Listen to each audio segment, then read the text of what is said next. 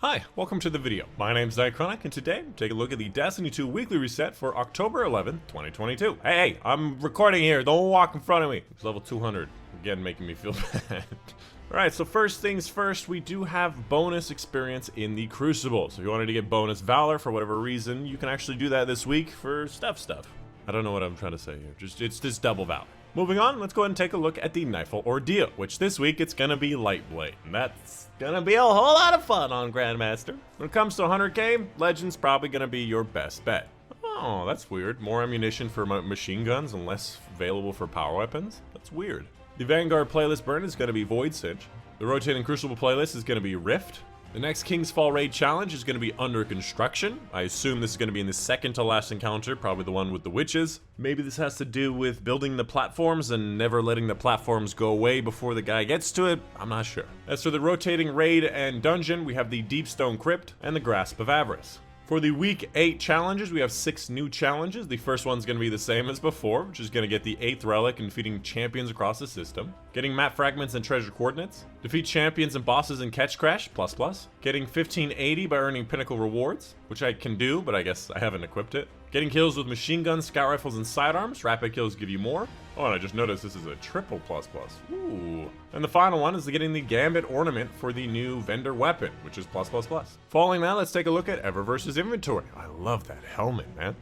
First up, we have the Spherical Ruminations, which is a new emote, and you just look at a sphere while sitting in a fancy floating chair, and you're just looking at it, and eventually, I think it's an infinite emote, and you can tap on it to end it, and I was hoping for explosions, but I guess not. We have an ornament for, or a ghost shell stuff, which looks like a helmet, like a warlock helmet. That's funny. We have a transmit effect, the catch flight entrance. We have the Jacarina, one of my favorite shaders in the game, makes weapons look very nice and certain armor as well. Following that for the other Bright Dust section. First of all, we have the Take a Seat multiplayer emote. You just tap the thing. You just tap the seat next to you. That's adorable. We have a fancy hat roll, which you roll the hat out of your hand and then roll it back onto your head. I do like that one. We have the SKIFF Scribbles shell, which looks like that. We have an ornament, or no, not an ornament. We have the ship known as Saint's Vocation, although weirdly enough, it's not the Gray Pigeon, which is his actual ship.